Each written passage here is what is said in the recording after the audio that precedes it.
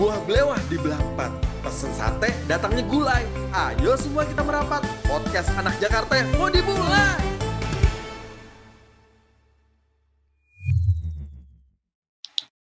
Assalamualaikum warahmatullahi wabarakatuh. Hari ini kita sudah kedatangan tamu spesial nih. Yang pertama adalah seorang pimpinan yang keren dan bukan kaleng-kaleng.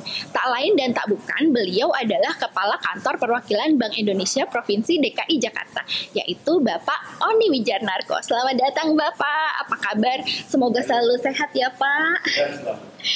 Alhamdulillah. Baik, nah yang kedua adalah seorang fashion designer yang sudah berkecimpung di dunia fashion selama lebih dari 2 dekade.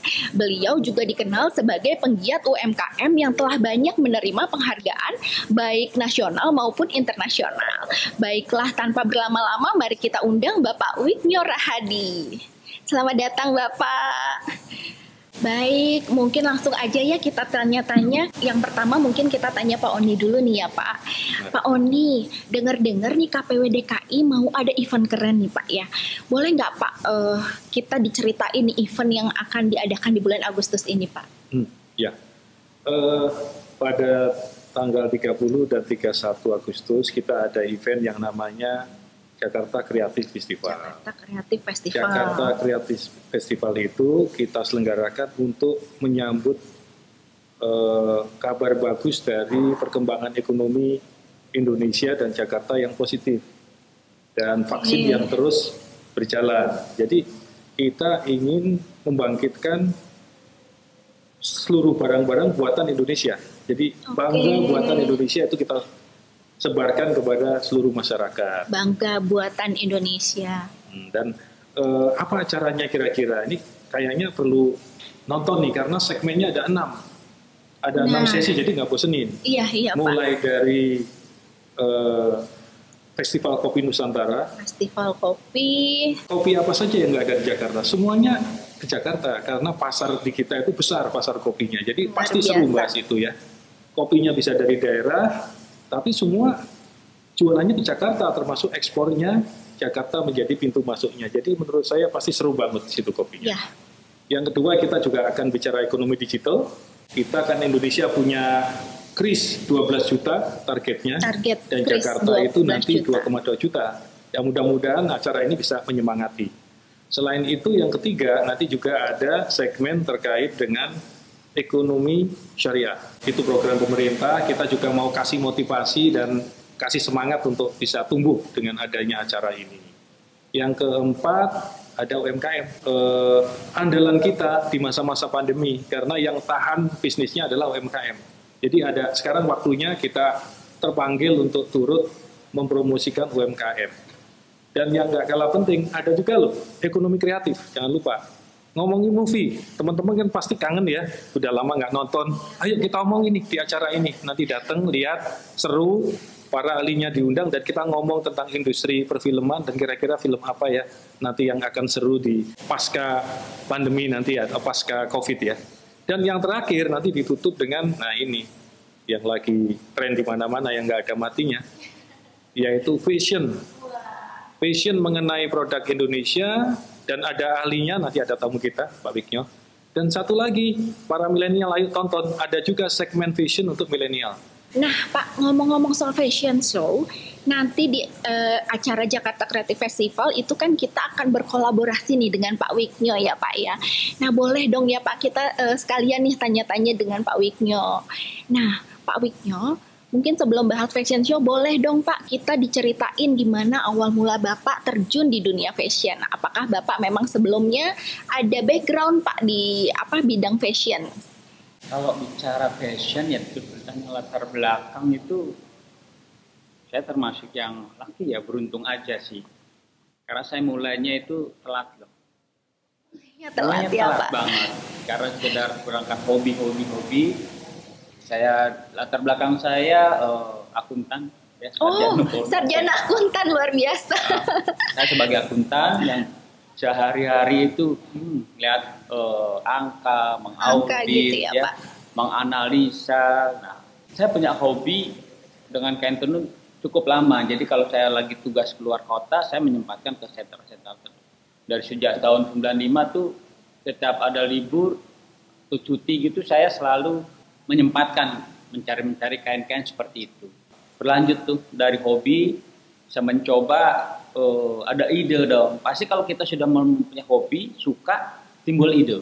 Nah, ide itu yang ingin saya aplikasikan atau saya realisasikan ke teman-teman pengrajin. Karena kita bicaranya tenun pada itu, nah pengrajin itu pada umumnya ya saat itu adalah karena memang produksi mereka sudah ada pasarnya, sudah ditampung, sudah merasa nyaman, mereka ya begini aja udah laku. Nah itu yang kata-kata itu membuat ya sudah saya mencoba saja dengan tanpa mengenal tenun sama sekali, artinya secara teknik saya sebagai penikmat saya mencoba mencari tim yang memang mereka paham tenun. Gitu. Kemudian hasilnya tahun 2000 itu mulai produk komersial.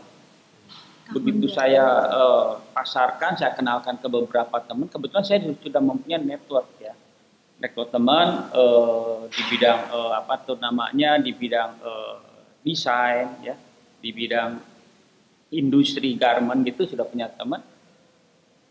Tapi yang lebih menarik adalah ke para desainer. Acuan saya kalau produk saya bagus yang bisa menilai adalah desainer. Iya. Ya kan? Jadi waktu di sana tertarik, terus ini juga kita pasarkan ke ke para pembatik. Karena waktu awal itu masih menjual kain putih tapi bermotif. Ternyata peminatnya banyak banget.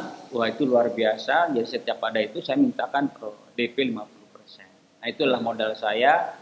Setiap ada permintaan 50%. Itu mulai dari 7 penenun, 7 alat ATBM Saya menggunakan alat tenun bukan mesin namanya atau ATBM yang ATBM itu. Dari situ berkembang. Saya nggak puas kalau hanya menjual putihan. Mencoba, saya nggak bisa hanya jual kain putih. Satu, margin, pasar terbatas, ya kan? Artinya saya tidak bisa menjual ke end user. Bagaimana saya supaya ke end user? Nah, berarti kain itu harus siap pakai, ya. Jadi kain itu saya warna dulu.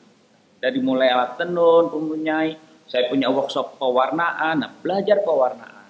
Sangat menarik. Ternyata, kalau dulu saya di sebagai akuntan atau di financial control, kalau menganalisa tahun depan menganalisa pertumbuhan sekian tuh lama sekali. Tapi kalau saya membuat warna sejam 2 jam jadi. Itu mengasihkan banget. Terus saya juga sekali lagi kalau kita hobi itu pasti ada ide dan pasti ingin perbaikan terus. Membuat satu sistem pewarnaan. Alhamdulillah kalau sampai sekarang tuh cepat sekali saya bisa membuat pewarnaan. Pewarnaan ini dengan menggunakan pewarna sintetis bukan pewarnaan alam. Nah, kemudian setelah itu bisa nggak puas dong, pasti pengen bikin baju jadi. Itu mulai saya belajar desain. Setelah belajar desain secara otodidak, kekurangan saya di mana? Baru saya ambil short course, belajar resminya berapa 6 bulan. Jadi kelemahan-kelemahan saya terisi dalam hanya 6 bulan. Saya sudah bisa membuat kain tenun, saya sudah bisa membuat busana, ya kan? Sampai penjahit. Jadi terbentuk suatu dari hulu ke hilir. Dari hulu ke hilir. Workshop saya di Sukabumi, nama brandnya tahun 2000 itu saya buat namanya Tenun Gaya. Tenun Gaya by Wiknyo, seperti itu. Itu yang membuat saya akhirnya banyak membuat busana siap pakai. Jadi bisa dikatakan saya sebagai pelopor busana tenun. Artinya busana tenun. Kalau dulu mungkin yang pemain tenun banyak. Seperti beberapa sentra tenun ada yang membuat putihan dijual ke pembatik di batik. Terus kain tenun aja sentra-sentra tenun di Indonesia Timur rata-rata hanya kain tenun. Nah itu awalnya saya sampai membuat busana akhirnya karena sering membuat custom lebih banyak kenal sebagai desainernya daripada gayanya gitu loh. Inspiratif sekali ya Pak dari seorang sarjana akuntan kemudian mempelajari tenun kemudian mempelajari teknik pewarnaan sampai dengan mengadakan fashion show sendiri, dan Bapak juga punya brand Tenun Gaya ya Pak ya. Nah ini yang saya dengar Pak, brand Tenun Gaya ini Bapak memberdayakan masyarakat di Sukabumi ya Pak ya. Boleh nggak Pak diceritakan tentang hal itu Pak? Ini pada saat saya memulainya itu karena saya latar belakang itu sebagai profesional yang kadang-kadang melihatnya lebih idealis ya. Di Sukabumi itu banyak pabrik genteng, pabrik bata, di mana itu ibu-ibu yang kelola. Nah, dari pemahaman itu saya membuat workshop di situ. Yaitu tadi ya, jadi saya beli mulai dari berapa ya, 1000 meter kalau salah, saya bikin workshop kecil, terus mereka saya undang. Cuman karena latar belakang memang di Sukabumi nggak ada penenun, bener-bener nggak ada. Nah, karena latar belakang mereka itu dari pekerja kasar, begitu melihat di alat tenun itu hamparan benang, ya kita sebut lupsi namanya, hamparan benang itu jumlahnya 3.800 sampai 4.000 lembar. Kalau bahasa Sunda mah begitu ngeliat liar gitu, pusing gitu kan. Pusing. Ya pada batal semua tuh, jadi baru mencoba batal. Nah ini yang tantangan saya pada saat itu. Nah akhirnya berjalan lah sampai tahun 2000 yang saya sampaikan tadi.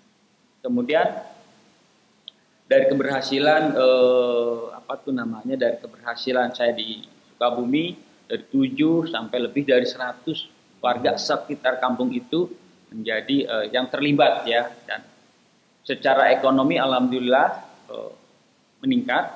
Nah ini kalau ukurnya keberhasilan kita di lingkungan itu adalah kalau ukurnya adalah mudah, kalau memang karyawan bekerja di kita, masyarakat lingkungan itu berdampak secara ekonomi baik, ya itu adalah kepuasan ya. Terus pada tahun 2017 atau 2018 baru tuh saya bergabung dengan Bank Indonesia. Jadi sudah cukup lama dengan Bank Indonesia, lebih giat lagi. Bank Indonesia sangat serius dalam membina UMKM ya. Artinya berkelanjutan, ini yang sangat menarik. Sehingga saya sudah membantu beberapa perwakilan Bank Indonesia, hasilnya ya itu jelas-jelas sebagai bisa bisa lah untuk dibandingkan dan sebelum dan sesudah, dan hasilnya yang jelas sasarannya adalah UMKM itu bergerak. Tentunya saya yang sebagai pembina memberi perhatian juga sangat puas dengan hasil-hasil seperti itu. Passion ya Pak, berangkat dari passion. Nah, jadi tadi kalau dengar tuh luar biasa banget ya Pak ya, apa yang dilakukan Pak Wiknyo, dan itu memang sejalan ya Pak Oni ya dengan program-program Bank Indonesia ya Pak. Betul. Mungkin kita balik lagi nih Pak ya terkait dengan acara Jakarta Creative Festival. Nah, di mana nanti Pak Wiknyo kan sebagai fashion designernya kita nih Pak ya. Boleh dong Pak kami diinfo tentang proyek ini nih Pak. Kalau proyek ini tuh kan membawa wastra ya, artinya kita ngangkat kain tradisional, terus kemudian juga satu sisi untuk yang milenial. Kalau wastranya itu kita ngangkat batik Marunda, binaan Bank Indonesia nih, terus LMW. Ya. Nah ini bisa melihat bagus, terutama ada yang lucu. Ya, saya tertarik banget batik Marunda. Batik Marunda itu pernah beberapa kali saya kunjungi, beberapa kali saya kasih coaching lah ya, di mana mereka membatik tapi nggak bisa membuat isen. Desainnya. Isen. Jadi kalau kalian melihat batik, tulis bunga tuh ada isen itu nggak ada. Karena mereka ternyata lucu juga. Dengan keterbatasan mereka timbul kreatif. Jadi isennya itu diganti dengan julu-julu benang. Nggak ada di tempat yang lain gitu loh. Ini menarik banget, coba dilihat ya nanti bisa dilihat baju yang udah jadi pada saat fashion show, itu unik. Dengar-dengar kita juga akan ada tema milenialnya nih Pak. Boleh nggak Pak diceritain tentang tema milenialnya? Tema milenial nih tentunya gaya milenial banget ya. Jadi stylenya itu nanti streetwear, ya, menunjukkan bagaimana energiknya, kreativitasnya, dan kebebasan berekspresi gitu kan.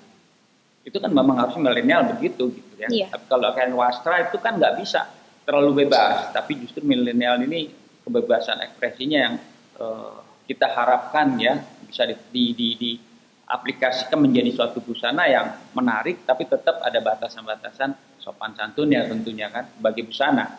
Saya pernah membaca berita bahwa sekarang itu yang mempunyai layanan prioritas di bank itu milenial loh, 25-30 sudah banyak sekali. Artinya mereka minimal mempunyai saldo di bank 1 miliar untuk menjadi prioritas bank. Ya kan? Itu kan udah luar biasa. Kalau dulu itu mungkin umur 40, 60 gitu, itu mungkin mendapat pelayanan prioritas. Tapi sekarang bergeser ya Pak ya.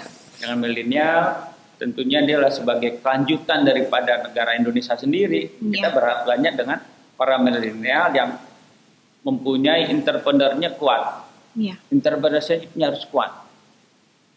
Dan benar-benar anak-anak muda sekarang coba temuin. Lulus sekolah ngapain? Lulus kuliah ngapain? Berpikirnya adalah menjadi entrepreneur. Oke, pertanyaan terakhir nih Pak buat Pak Wiknyo. Apa nih Pak pesan Bapak untuk mereka yang masih merintis, baik itu di dunia fashion atau di dunia lain, agar bisa eksis dan makin berkembang nih seperti Bapak? Kalau saya nggak mau menasehati, saya cuma pengalaman saya bahwa saya bisa membesarkan Tenun Gaya dengan karyawan sekitar 200-an orang lebih. Itu adalah modalnya kreativitas. Ya, jadi dengan pengalaman itulah saya suka memberi motivasi sebagai motivator teman-teman UMKM dengan membangun usaha dengan kreativitas. Nah, jadi di sini buat kalau teman-teman yang masih milenial atau startup yang baru memulai atau yang sudah mulai jalani atau udah mapan, jangan cepat puas. Terus berkreativitas, itu aja. Dan yang jelas komitmen. Komitmen dia untuk sebagai apa namanya untuk menjadi entrepreneurship ya harus komitmen yang kuat. Kan banyak sekali orang punya duit, kalau komitmennya mau jadi pengusaha kan nggak kuat nggak jadi. Ya kan? Gitu. Menambahin dulu sebelum ditutup. Jadi harapannya dengan adanya outlet Jakarta Creative Festival itu ya ada community base. Jadi ada wadah untuk komunitas kopi, komunitas fashion, UMKM, syariah, digital, sama ekonomi kreatif itu ada tempatnya. Dan diharapkan tidak hanya community itu bertemu dan mendapat sharing, tetapi di dalam setiap obrolan segmennya itu akan bicara bagaimana proses produksinya supaya sukses, bagaimana pemasarannya, bagaimana logistiknya, bagaimana supaya bisa terbang ke mancanegara, dan bagaimana pembiayaannya. Jadi kita memang ingin nanti selanjutnya setelah ini dan pada saat selama Jakarta Creative Festival itu ada informasi, ada story, ada interaksi yang bisa dibawa, harapannya nanti dapat meningkatkan transaksi terutama pada pasca vaksin harapannya ya. Jadi ketika orang sudah setelah vaksin itu insya Allah nanti PPKM-nya semakin baik, semakin longgar, dan disitulah tadi ada informasi, story, ada interaksi, dan lama-lama ada transaksi, dan transaksi itulah yang nanti diperlukan untuk pemulihan ekonomi. Oleh karena itu kepada masyarakat, komunitas, adik-adik milenial, ayo hadir, ayo kita bikin informasi, story, ayo berinteraksi. Nanti juga banyak yang menarik, yaitu hadiahnya pada masing-masing segmen ya untuk yang mengikutinya. Kiranya itu dari saya, semoga Jakarta Creative Festival berhasil membawa barang-barang buatan Indonesia itu naik kelas. Amin ya Rabbal Alamin. Mudah-mudahan tercapai nih ya Pak ya cita-cita kita bersama. Nah, buat teman-teman yang penasaran seperti apa sih fashion show dan acara-acara lain di Jakarta Creative Festival, jangan lupa untuk menghadiri rangkaian acaranya pada tanggal 30 sampai 31 Agustus 2021. Nah, untuk info lengkapnya itu ada di IG Bank Indonesia Jakarta @bank_Indonesia_Jakarta. Dalam rangkaian acara ini ada juga lomba-lomba seru loh. Hadiahnya juga sangat menarik. Buat yang hobi bikin konten vlog, ada lomba vlog nostalgia wisata di Jakarta. Nah, selain nyalurin hobi, juga bisa sekalian promosiin wisata di Jakarta. Kemudian ada juga lomba video pamer produk UMKM. Nah, seru banget kan? Ada lagi nih, buat para pecinta kopi, kita juga ada lomba latte art. Oke, kita tutup dulu podcast kita kali ini. Saya Lydia Anggun bersama Pak Oni dan Pak Wiknyo pamit undur diri. Sampai jumpa di episode berikutnya. Wassalamualaikum warahmatullahi wabarakatuh.